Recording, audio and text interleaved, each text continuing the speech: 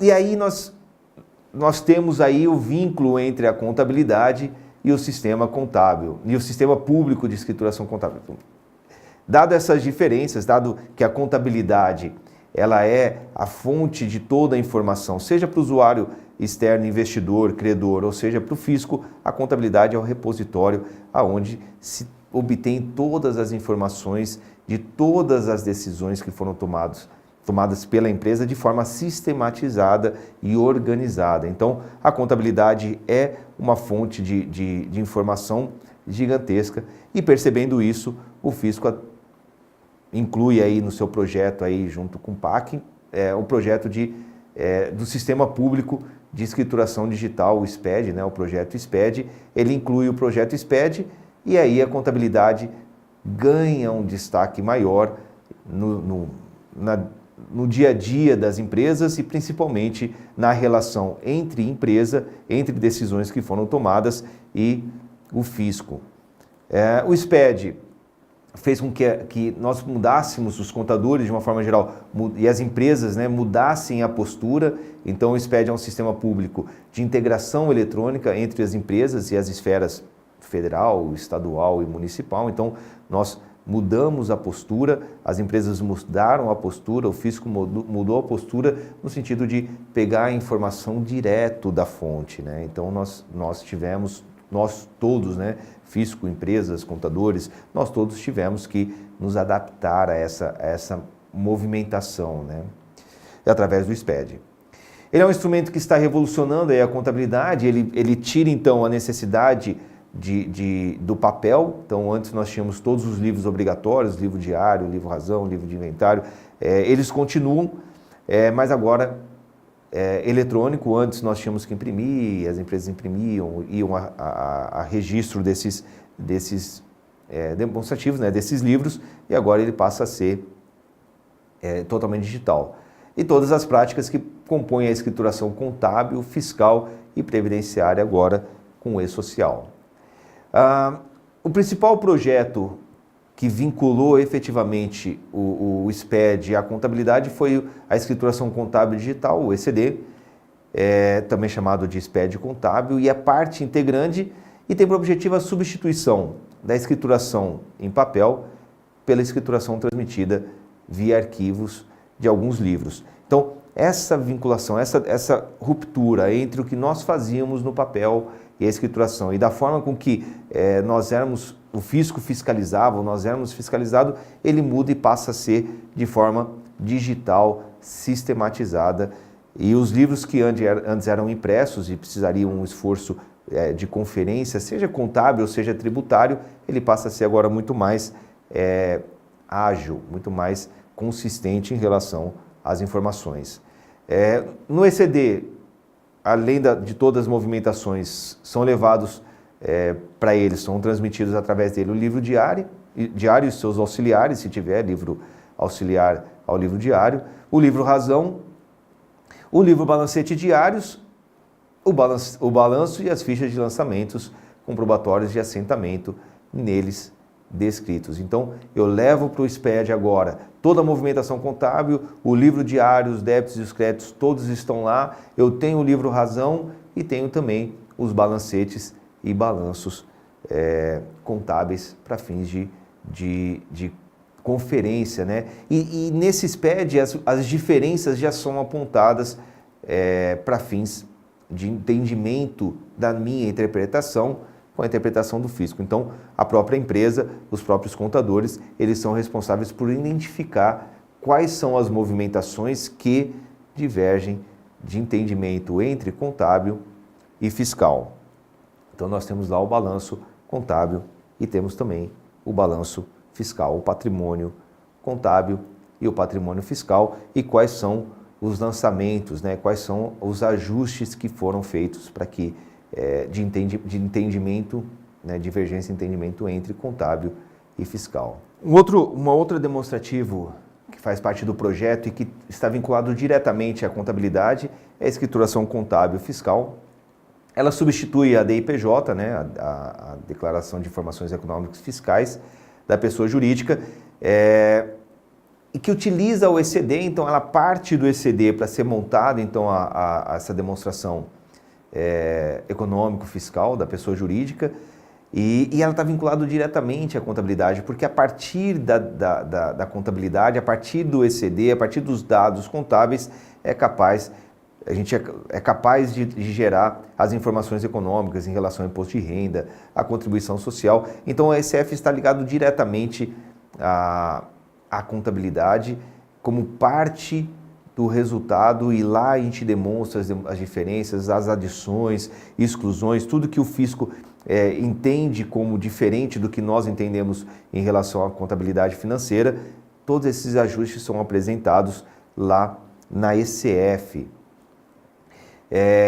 Ela deve informar todas as operações que influenciam a composição da base de cálculo e o valor devido do imposto de renda da contribuição social. Então, aquelas adições de resultado, onde o fisco tem o entendimento de despesas que são dedutíveis e que receitas que não são tributáveis, que diverge em relação ao que a contabilidade entende como receita e despesa, assim como o fisco tem entendimento de bens, direitos e obrigações diferente do que a contabilidade entende como bens, direitos e obrigações para fins de registro. Então, todas essas diferenças, esses ajustes são apresentados na ECF.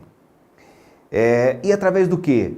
Aí entra de novo o plano de contas referencial, mas o plano de contas é o link entre a contabilidade, da forma com que cada empresa faz, cada um dos contadores decidem, né, tem o seu sistema contábil para um único sistema.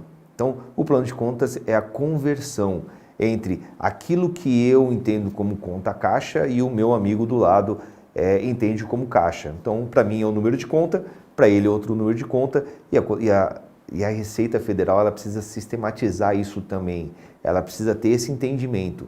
Então, o plano de contas referencial é a tradução entre cada uma das empresas numa única linguagem. Então, eu vou referenciar a minha conta caixa numa conta caixa do plano referencial, que o meu colega do lado vai referenciar a conta caixa dele, que não necessariamente é a minha conta, é o mesmo número da minha conta, na mesma conta do plano referencial. Então, ao final, a Receita Federal tem toda a movimentação de caixa de todas as empresas, mesmo que o caixa para mim seja um número de conta ou uma descrição, e do meu amigo seja outra conta, outra descrição. Então, o plano de contas referencial é o vínculo é o tradutor, né, entre o que a contabilidade, o sistema contábil de cada uma das empresas e um sistema contábil único, que atende o fisco, atende a Receita Federal de forma plena. É a forma encontrada pela legislação de padronizar os procedimentos contábeis de todas as organizações. Então, independe se o meu plano de contas começa com ativo, ou com passivo, ou com receita, ou com despesa, isso independe para fins de fiscais, porque o plano de contas referencial ele já vai fazer essa conversão. Dessa forma, independentemente das particularidades de cada organização, a Receita Federal tem informação em acordo com as suas necessidades. Então, ela criou um plano de contas que ela entende como o melhor para ela, e nós, como empresários, simplesmente fazemos a referência em relação ao que o nosso sistema, ao sistema da Receita Federal. Como visto, então, a contabilidade é a fonte de dados para o projeto SPED, especialmente o SPED contábil, o SPED fiscal. Então, é de lá que saem as informações necessárias para o preenchimento dessas declarações. Delas são geradas todas as informações para o preenchimento dessas declarações, e é a principal fonte de informação. É de lá que a gente alimenta todas as informações contábeis para fins de escrituração contábil e escrituração fiscal.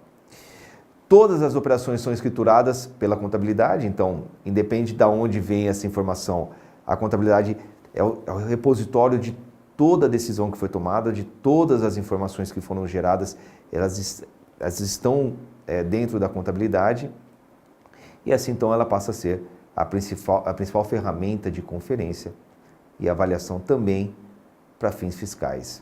Então nós temos outros projetos, né, que também fazem parte do projeto SPED e que indiretamente, diferente do ECD e da ECF que absorve, né, que capta a informação da contabilidade, essas demonstrações são mais de fornecer informações necessárias para que a gente possa preparar os demonstrativos contábeis.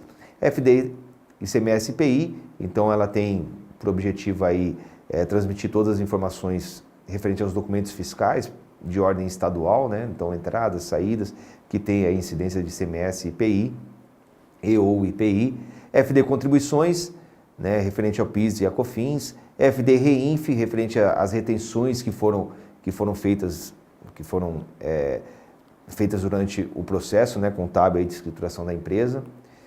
O E-Financeira é um conjunto de arquivos digitais referente a cadastro de abertura, fechamento pelo modo de operações financeiras. O E-Social, que vem agora trazendo informações relativas aos trabalhadores, como vínculos, contribuições, folha de pagamento.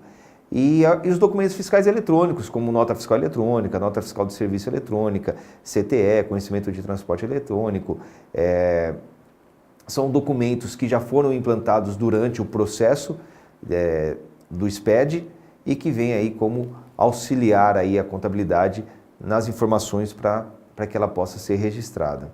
Então, de uma forma resumida, nós temos alguns demonstrativos alimentando a contabilidade. Então, o E-Social, através da folha de pagamento, alimenta a contabilidade.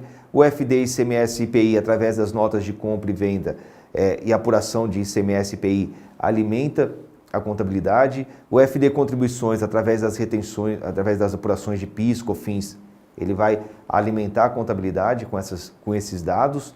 A FD REINF é a mesma coisa, o E-Financeira, os documentos fiscais, nota fiscal eletrônica, conhecimento de transporte eletrônico, enfim, todos os documentos fiscais eletrônicos hoje que afetam aí, que alimentam a contabilidade, e através dessa alimentação a contabilidade gera então a escrituração contábil digital e a escrituração contábil fiscal. Então nós temos no projeto alguns projetos, no projeto geral SPED, alguns projetos alimentando a contabilidade, subsidiando a contabilidade, e através da contabilidade essas informações são transferidas para o contábil, para o SPED contábil e o SPED fiscal. Então essa é a situação aí, né, a figura em relação a como que os projetos dentro do SPED, como que os projetos interagem com a contabilidade. Vamos pegar aqui um exemplo para vocês entenderem aí como que funciona a questão contábil. O senhor José da Silva, vamos voltar lá para o José da Silva, mas agora um pouco diferente, mas enfim, vamos voltar lá para a operação dele. Ele integraliza R$3.000 em dinheiro na empresa, então essa informação é uma informação contábil só, de integralização de capital, então essa informação vai direto para o SPED contábil e para o SPED fiscal, para ECD e para ECF.